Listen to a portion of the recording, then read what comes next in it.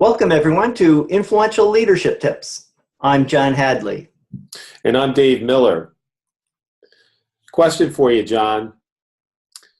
When you think back over your career, and I ask you to think about someone and maybe more than one person over your career that you didn't really care for, that really annoyed you, that you couldn't stand. Anybody come to mind? You don't have to mention names, obviously, but one or two people.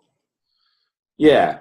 And so there might be something about them that you did not want to emulate. You just said, I can't stand those people.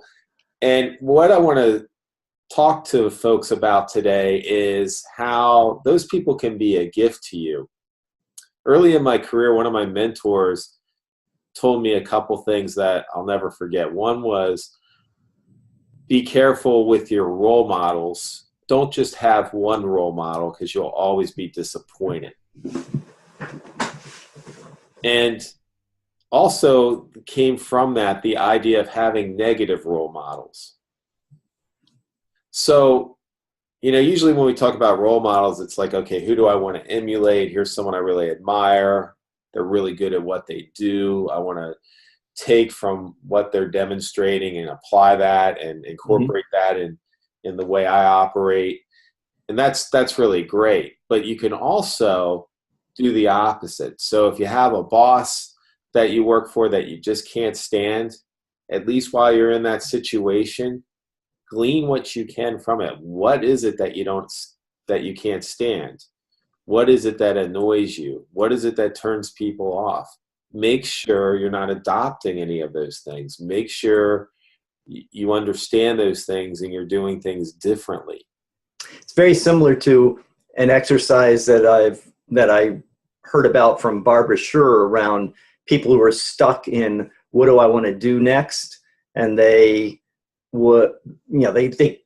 can't articulate what their next job is or their dream job, and she said, okay, write a job description for your job from hell, because that unlocks the creativity. And then when you're all done, you can kind of turn it on your head, and you're advocating kind of the same thing about role models and how you want to operate.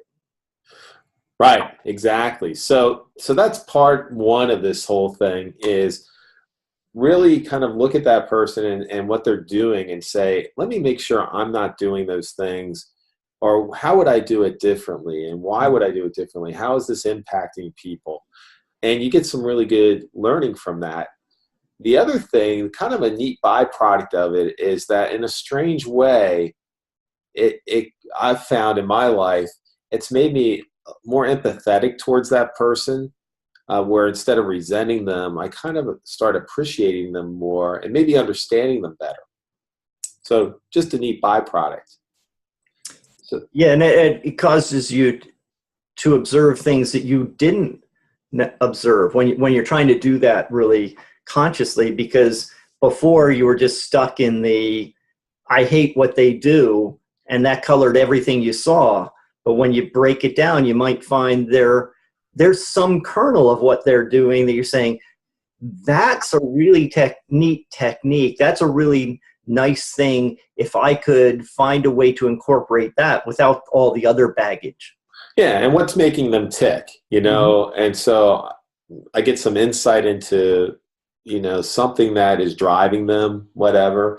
And I found that some of these people have actually become good friends. So that's my tip. It's short and sweet this week. Look at negative role models as well as positive ones and glean all the value you can from that.